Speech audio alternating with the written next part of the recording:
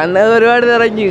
ഇതൊക്കെ കുറച്ചിട്ട് കരയുടെ ഗുഹയിലൊക്കെ ഇങ്ങനെ ഒരു നൻപനുണ്ടെങ്കിൽ അവനെ എനിക്ക് ഏറ്റവും വലുത്. കരഞ്ഞു അവസാനം അമ്മാതിരി കൂവി വിളിക്കല്ലാരും കൂടെ. അമ്മാതിരി ഒരു ഫ്രണ്ട്ഷിപ്പിന് ഇമ്പോർട്ടൻസും വിലയും കൊടുക്കണ ഒരു പടം. പക്ഷെ എനിക്ക് പേടി, ഇനി ഞാൻ പോകത്തില്ല, പേരൻസിന്റെ കൂടെ ഇനി പോകത്തുള്ളൂ. പ്രശ്നം എന്താണെന്ന് വെച്ചാൽ ഇതിന്റെ ഒറിജിനൽ ആൾക്കാർ വന്ന് ഇവരെ അടിക്കേണ്ട അവസ്ഥ വരും. സീ മോനെ മുട്ടാ നിങ്ങളെ സീ മോനെ.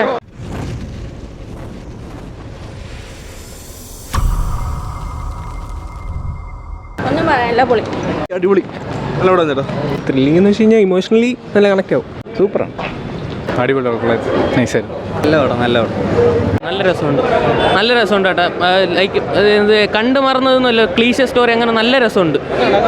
കരഞ്ഞു അവസാനം അമ്മാതിരി കൂവി വിളിക്കല്ലാരും കൂടെ. അമ്മാതിരി ഒരു നല്ല പടം. എല്ലാം നല്ല ഫസ്റ്റ് വാച്ച് തിയേറ്റർ.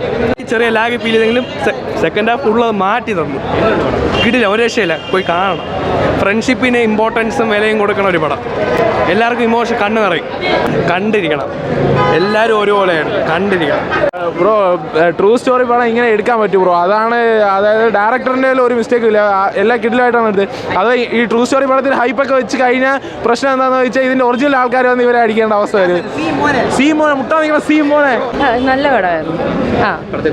പടം അടിപൊളിയായിരുന്നു. ഭയങ്കര നമുക്ക് പ്രഡിക്റ്റ് ചെയ്യാൻ പറ്റുമായിരുന്നു, ബിക്കോസ് ഓൾറെഡി അറിയുന്ന സ്റ്റോറിയാണല്ലോ. It's nice.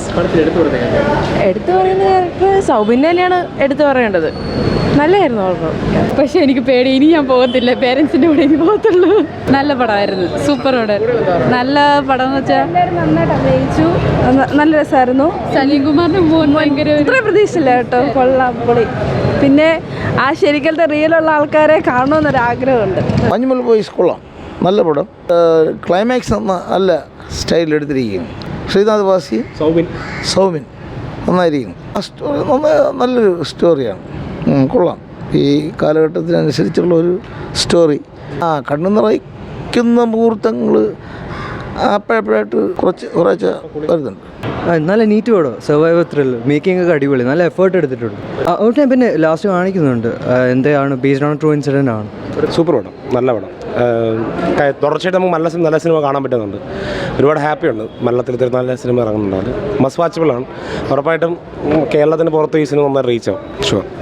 ഇഷ്ടപ്പെട്ട്. കാരണം ഒരു ഫ്രണ്ട്ഷിപ്പിനെ കുറിച്ചുള്ള ഒരു കഥയാണിത്. കാരണം ഫ്രണ്ട്ഷിപ്പ് എന്ന് പറയുന്നത് ഒരു ഏറ്റവും എവിടെ പോയാലും ഓരോടത്തും കാണും ഇതേപോലെ നല്ല സുഹൃത്തുക്കൾ. കാരണം ഫ്രണ്ട്ഷിപ്പ് ഉണ്ടെങ്കിൽ നമുക്ക് നല്ലൊരു കൂട്ടുകാരെയൊക്കെ കിട്ടാറുള്ളൂ. കാരണം എനിക്ക് നല്ലൊരു കഥയാണ് എനിക്ക് മാറിയത്. കാരണം ഒരു ഗുഹയിലോ ഒരു അപകടത്തിലോ ഇന്ന് അകപ്പെട്ട കൂടുതലായിട്ട് പറഞ്ഞ ഒരു കൂട്ടുകാരനാണ്.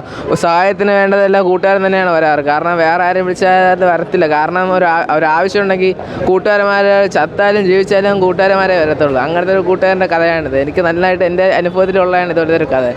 കണ്ണ് ഒരുപാട് നിറഞ്ഞു. ഇതൊക്കെ കുറച്ചിട്ട് കരയുടെ ഗുഹയിലൊക്കെ ഇങ്ങനെ കൂടെ നിന്ന് ഒരു കൂട്ടുകാരിങ്ങനെ അകപ്പെട്ട് പോയപ്പോഴൊരു സങ്കടം ഉണ്ടായിരുന്നു. കാരണം അകത്തുനിന്ന് കുറേ കരച്ചിലുണ്ടായിരുന്നു. കാരണം ഇങ്ങനെ ഒരു സംഭവം നമ്മുടെ കൂട്ടുകാരന്മാർക്ക് ഇങ്ങനെ സംഭവിച്ചാൽ ലാസ്റ്റ് നമ്മളാണ് ഇതേപോലെ രക്ഷിക്കാതെ. കാരണം ഇതിപ്പോൾ നമുക്കൊരു ഇതൊരു പ്രശ്നത്തിൽ പോയിട്ടാലും കാരണം പോലീസുകാരന്മാർ ഇതേപോലെ ഒരു കാര്യമില്ലാതെ അവർ പോകുന്നത്. കാരണം ഫ്രണ്ട്ഷിപ്പ് എന്ന് പറയുന്നത് എവിടെ പോയാലും ചത്താലും ജീവിച്ചാലും ഫ്രണ്ട്ഷിപ്പ് ഉണ്ടാവും. ഒരു നൻപനുണ്ടെങ്കിൽ അവനെ എനിക്ക് ഏറ്റവും വലുത്.